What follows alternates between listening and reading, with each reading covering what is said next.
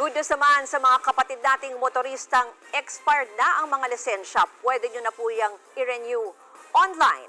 At para sa detalye live, mula sa Quezon City, nasa frontline ng balitang yan, si Gerard de la Peña.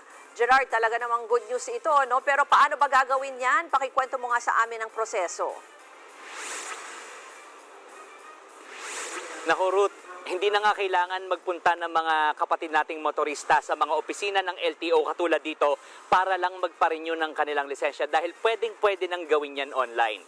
Ang kailangan lang gawin ng mga kapatid nating motorista na paso na ang lisensya ay mag-download ng eGov app at hanapin doon ang LTO at ang driver's license renewal. Kailangan lang i-upload ang driver's license at ang resulta ng medical exam. Ang litrato na gusto lumabas sa driver's license at pati ang pirma, pwedeng i-upload na lang din.